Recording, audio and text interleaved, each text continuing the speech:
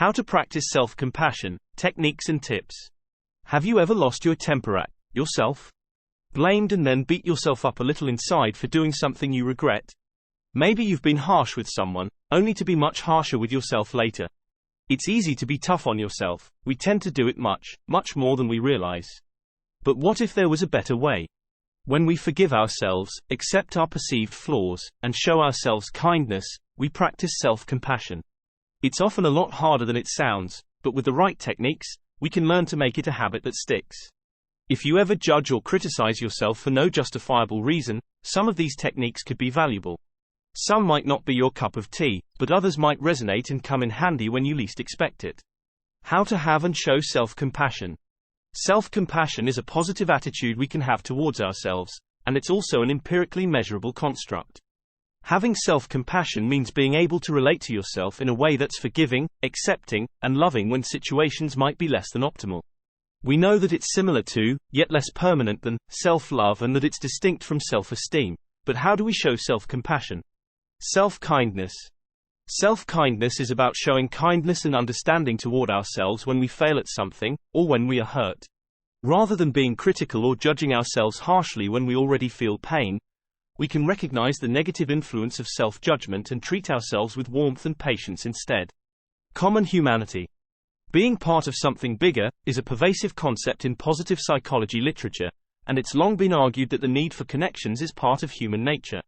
Another part of common humanity is realizing that we're not alone in being imperfect or feeling hurt. Rather than withdrawing or isolating ourselves, we appreciate that others feel the same at times. Mindfulness. Mindfulness is seen as the opposite of avoidance or over-identification in self-compassion theory. It entails acknowledging and labeling our own thoughts as opposed to reacting to them. When we have self-compassion, we are aware of our own hurtful thoughts and emotions without blowing up their significance through rumination. Instead, we adopt a positive balance between this over-identification at one extreme, and completely avoiding painful emotions and experiences at the other. How can we best practice self-compassion? Self-compassion is a practice of goodwill, not good feelings. With self-compassion we mindfully accept that the moment is painful, and embrace ourselves with kindness and care in response, remembering that imperfection is part of the shared human experience. 8 tips and techniques for practicing self-compassion. There are lots of specific exercises available online that will help you practice self-compassion in a way that suits you. Treat yourself as you'd treat a friend. One good place to start is by thinking about how you would treat others that you care about. So while we can't always take away others' pain, we can validate its existence and provide support to help them get through it and grow. Let yourself make mistakes. Giving yourself permission to be human once in a while is one way to accept your flaws, and remind yourself that you're not alone in being imperfect. Care for yourself as you treat others. If a friend is feeling down, hurt, or upset, you might physically pat them on the back or hold their hand.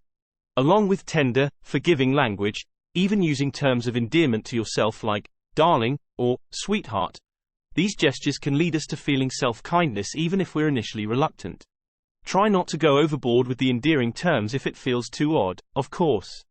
Becoming more self-aware. Other techniques relate to being more self-aware and tapping into our self-talk.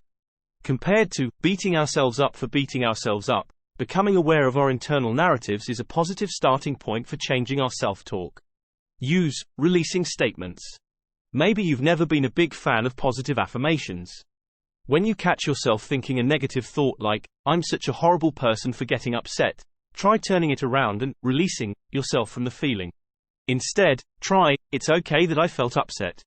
Try self-acceptance. Self-compassion is about not overinflating these shortcomings into a definition of who we are.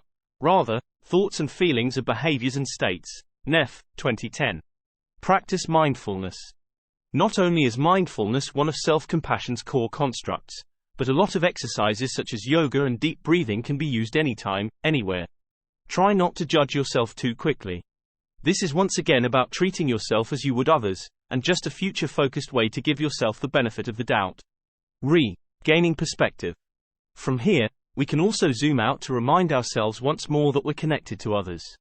That we're part of a much bigger picture, common humanity, and adjust our focus accordingly. Let go of the need for outside validation. If we're beating ourselves up for eating something, for instance, a lot of that self-directed anger stems from social pressures, like the pressure to look a certain way or maintain a certain weight. Reaching out to others. When we talk with others, we realize that we're not alone in feeling pain at different times. Self-compassion is refreshing in its premise. It initially takes conscious effort even to become aware of our mental processes, but most worthwhile things do require practice.